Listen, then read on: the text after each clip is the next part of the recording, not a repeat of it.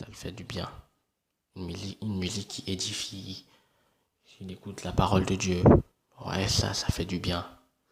Il se sent en paix, il se sent à l'aise. Parce qu'il se retrouve, il a de l'espoir qu'il va guérir. Ça, c'est fortifiant. Ce n'est pas en voulant se suicider ou se faire du mal qu'on va abattre le mal. À chaque problème, à chaque solution, comme je dis, à chaque maladie, à chaque médicament. Quand, quand on est malade, quand on souffre du palu, il suffit de prendre l'artéméter, avec l'avis du médecin bien sûr. Quand on a le palu, on se fait traiter contre le palu. Si c'est Ebola, on s'arrange, on suit les traitements, voilà. Quand c'est le sida aussi, la personne est sous traitement. Quand il s'agit d'un virus, on s'arrange à battre le virus. Et quand une personne est possédée, elle ne se sent pas heureuse, elle est possédée, on se rapproche des serviteurs de Dieu et on prie. On demande de l'aide à Dieu de libérer la personne. Donc, j'ai dit à chaque problème, à chaque solution. Donc, quand une personne, par exemple, se sent seule, on ne va pas lui donner un médicament contre le palu, un médicament contre, je sais pas, contre les maux de tête. Non, ça ne correspond pas. Si la personne se sent seule, a besoin de compagnie. Et si elle pense que cette compagnie va lui rendre heureuse, si cette personne peut être heureuse de la compagnie, bravo, c'est une très bonne chose. Mais on ne va pas chercher à prendre un autre médicament. Un médicament contre, je sais pas, une plaie, alors que c'est de la compagnie que la personne veut. Donc, être heureux, ça dépend de tout ça. Il ne faut pas se tromper. Voilà pourquoi ce n'est pas tous les problèmes qui se ressemblent. Il y a une solution à tous les problèmes.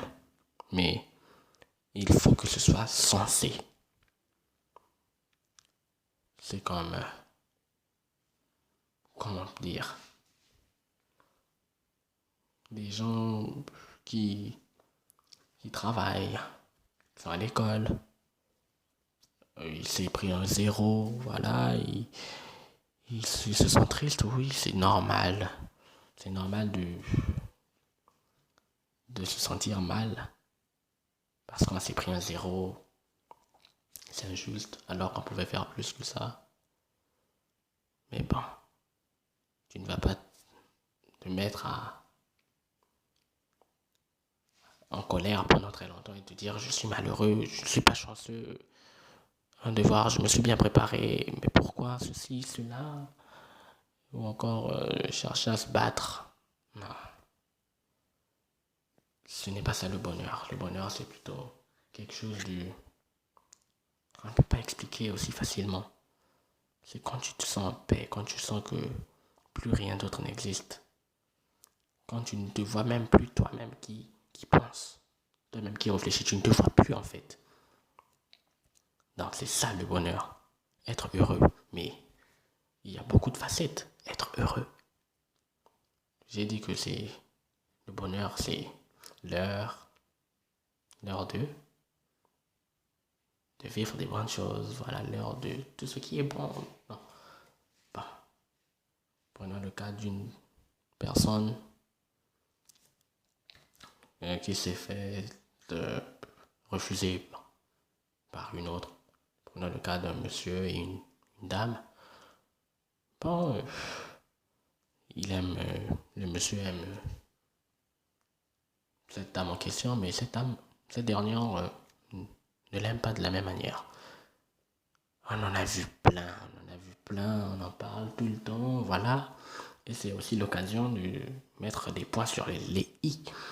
Parce que ce n'est pas la solution d'aller se rompre le cou, ou encore dire non, mais ma vie ne sert à rien, tout est fini, ça n'a pas de sens. Alors qu'il y a mieux que ça.